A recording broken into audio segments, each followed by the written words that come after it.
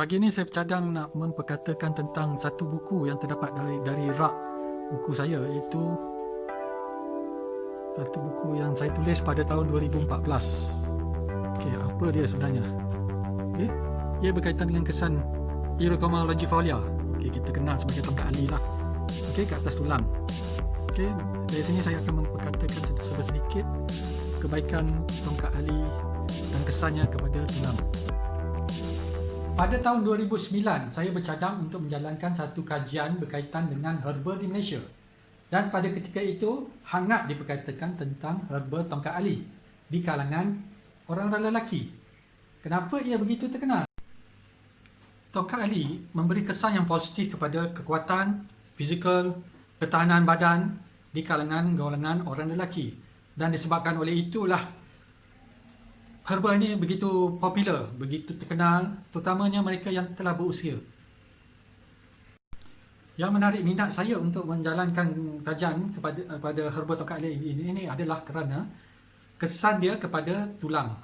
Kerana sebagai umum tahu, apabila usia meningkat, kebanyakan orang lelaki ini mengalami satu penyakit iaitu osteoporosis, kerapuhan tulang. Itu tulang mudah patah. Okey, apabila usia dalam lingkungan 60, 70 tahun, 80 tahun atau mungkin 90 tahun, okay, tulang-tulang kita ini tidak kuat seperti usia kita yang muda, mudah rapuh. Dan sesetengah pesakit, okay, proses perebutan tulang begitu cepat.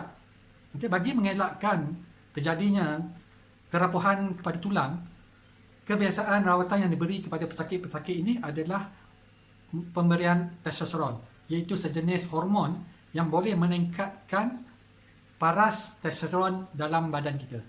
Dan apabila paras testosteron ini tinggi, ia akan memberi kekuatan kepada tulang. Pemberian ubat-ubat moden dan seperti hormon kepada manusia ada kesan sampingannya. Kesan sampingan dalam pemberian hormon testosteron adalah risiko untuk mendapat kanser. Jadi kita perlu mencari satu alternatif lain. Kalau boleh yang natural, yang semula jadi, yang boleh memberi kesan kepada level atau paras testosteron dalam darah. Banyak kajian yang dilakukan oleh penyelidik sama ada dari dalam negeri ataupun luar negara. Mereka melakukan kajian terhadap tongkat ali, kesan dia kepada hormon testosteron dan kesan kekuatan fizikal. Dan tidak banyak yang melakukan kajian tongkat ali dan kesan kepada tulang. Jadi saya membuat keputusan untuk menjalankan satu kajian dengan pemberian ekstrak tongkat ali akan menyebabkan ketahanan tulang meningkat. Dan ia akan memberi alternatif kepada doktor-doktor sekarang ni untuk merawat penyakit osteoporosis. Apa sebenarnya testosteron tu? Ramai yang tanya pada saya, hormon tu untuk apa doktor?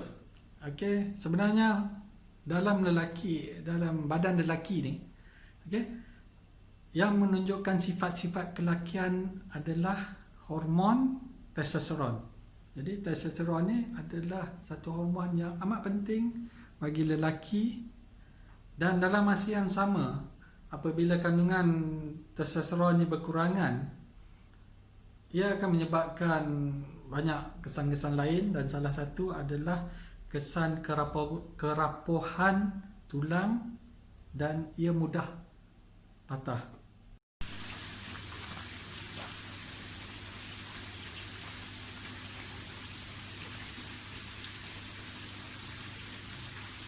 Salah satu produk tongkat ali adalah minuman. Sama ada ia dia dalam bentuk kopi,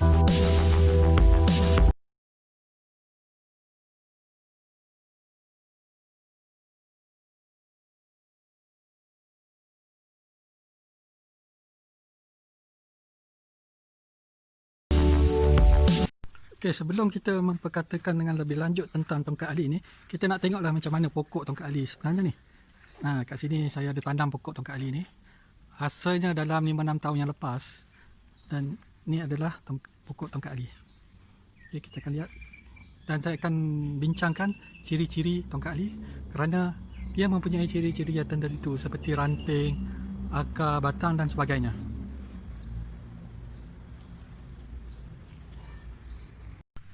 Seperti kajian-kajian yang lain, setiap kajian memerlukan objektif umum, objektif khas dan hipotesis.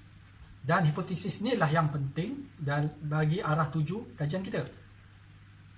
Dalam kajian saya, hipotesis adalah dengan pemberian ekstrak tongkat ali selama 6 minggu akan memberi kesan positif kepada berat badan, kesan positif kepada kandungan testosteron dalam darah dan juga kesan positif kepada ketahanan tulang.